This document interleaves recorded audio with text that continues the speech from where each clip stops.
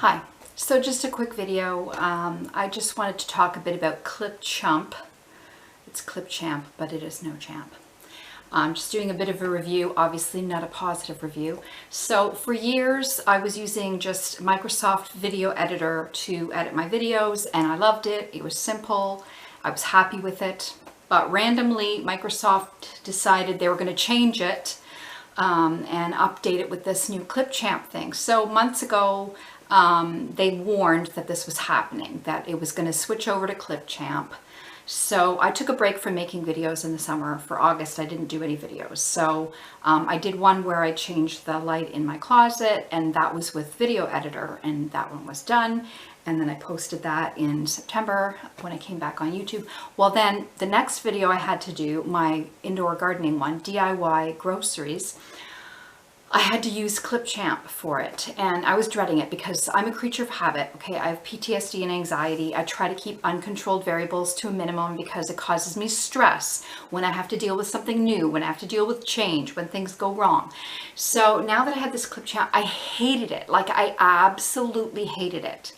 It was not user-friendly whatsoever. So the old video editor, and I'm going to show you screenshots to compare the both. So the old video editor was very simple, a nice screen. It was a storyboard.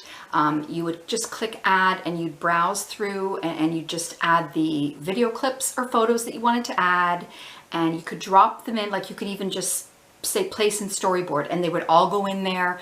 It was just so simple. You could also do things like, if you wanted all the photos to be 2 seconds, instead of it automatically makes all the photos 3 seconds, you could change duration to 2 seconds for all of them. For every photo that you wanted to add text to, you would just click on that photo and then you would add the text to it. So if you moved that photo after, the text was attached to it. That was part of it. So anyway, I was used to using it and I loved it. Well, this ClipChamp, it's freaking nightmares what it is. So what it looks like to me, because when I had my CD recorded many years ago, it reminds me of that kind of screen. It's like a professional studio, mixing studio screen, because I remember when they had to layer the tracks and you put it in the right spot and so it's all like layered tracks. There's no storyboard and it is not easy to use. It is these tracks and nothing's explained. So like, I know there's a question mark there, so you could, I guess, ask questions, but I didn't want to ask questions about literally everything. So I'm trying to muddle through and figure this out, because if you added a photo into the video onto this track, it was 5 seconds long, and the way that you shrink that, you don't get to say what duration you want it to be. You have to just shrink it on the timeline. And the other annoying thing was, like, you'd add photos. If you changed your mind about where you wanted something to be, you take it out. Now there's a gap. And sometimes a little trash can icon would appear in the gap, like to give you the opportunity to delete it. But sometimes that trash can would not show up. You would click and you would look, nope, it's just not showing up. So you've got a gap. So then you have to drag all the other photos over to fill in the gap. Well, then that's the other thing. The text, it's not attached to a picture. The text is another layer on this nightmare of tracks. So the text isn't attached. So if you move a picture, now the text is not where it needs to be. So you have to drag everything out. It was a freaking nightmare. And then the other thing, the music. I always add a little bit of music at the beginning. Well, they didn't even give you the option to put custom audio. They made it look like you had to pick one of their music options. I did not want to do that, because there was a couple of times in the past that I used Microsoft's music thinking it's copyright free. You can, nope. And then YouTube would say, oh, that's copyrighted. So I didn't want to use their music, but they didn't give you any other option. But then I realized, okay, with all these tracks, there is a track that's audio. So I got my own music and I put it there, but just everything was getting on my nerves. It was so hard to use. I struggled to make that video.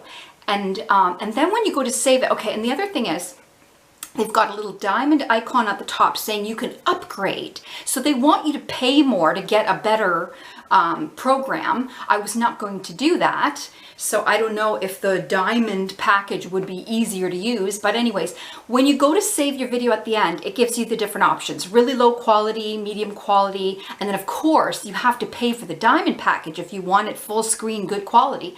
So I had to pick 1080 whatever. So it was in a letterbox. So my finished video that I posted on YouTube, it was like just in this little letterbox thing. And then I had a thing like upload to YouTube.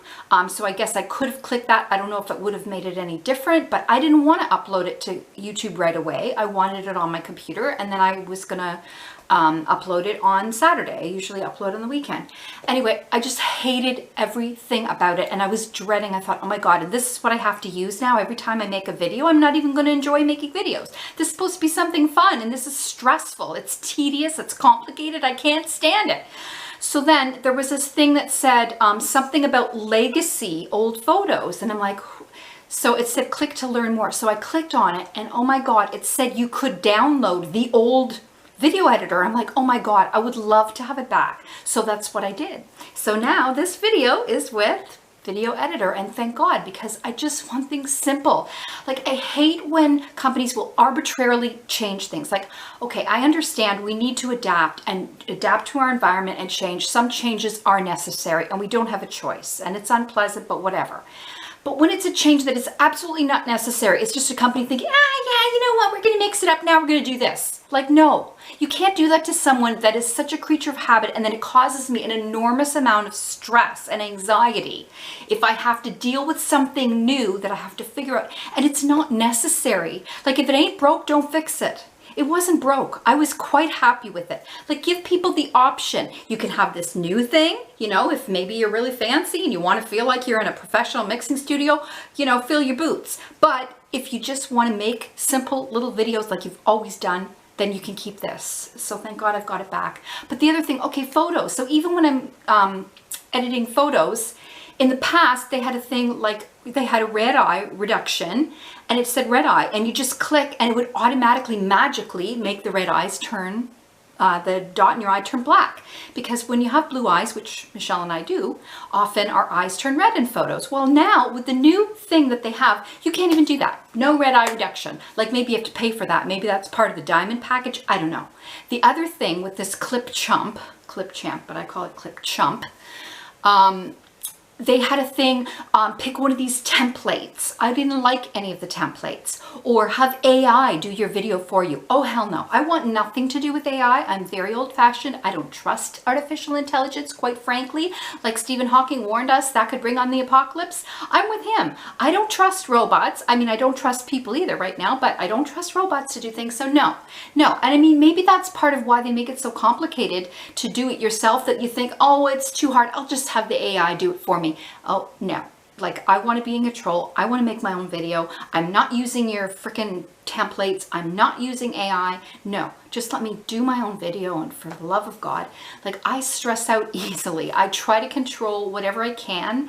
Things beyond my control are very stressful, and trying to learn new things and dealing with things going wrong, it's too much. And this is supposed to be something fun. Like, making videos is supposed to be fun. It is not supposed to be stressful and tedious and complicated and difficult and anxiety inducing. So anyway, I just wanted to do a short video about that because, yeah, that really bothered me, having that video program change, and it was really hard on me. I mean, it's bad enough Twitter now. It's not even Twitter anymore because Elon Musk is ruining it every way he can. I did another video about that before. Is Twitter okay? And no, Twitter's not okay. Like, it's broken, and it seems like he bought it just to break it, just to drive decent folks off of it so he could turn it into a right-wing dystopian hellscape and let the trolls take over. He was threatening that he was going to end blocking, like you wouldn't be able to block people anymore. I'm like, oh, hell no. Like, I am not putting up with trolls, and you can't even block them. But I think that was an idle threat. He can't do that. That's a human rights violation. You can't let people harass you and you can't even block them. Come on. Now he's threatening he's going to put it behind a paywall, that everyone's going to have to pay to be on Twitter. So everyone's like going to Blue Sky, Threads, whatever they're doing. I'm not going to another site. Like, it's Twitter or bust for me. I've been on Twitter since 2009 and I loved it. And now Elon Musk is ruining it. It's glitchy. It's broken. Everything's going wrong. And now he put a big X through it. He's called it X. But anyway, I'm still trying to stay on it, but I'm only on for a few days a week and just limiting my time. But yeah, I don't deal well with change. Like, don't arbitrarily change something which has no benefit, you know? Like, now it's user unfriendly. Like, he's making it worse and worse. Like, if you're going to change something, there should be an advantage to that. You should be trying to make life easier for your customers, not worse. Don't make it user unfriendly or user hostile. So anyways, that's my rant to Microsoft. I do not like ClipChump. Like, I don't know what you were thinking, but it is not for me. Maybe some people will like it. I don't know. Maybe some people like complicated things. I don't. Like, to me, keep it simple. I'm a creature of habit, and I like what I like, and yeah. So this is my video using video editor again, and thank goodness, because I just, like, even when my camera broke, I have a Canon camera.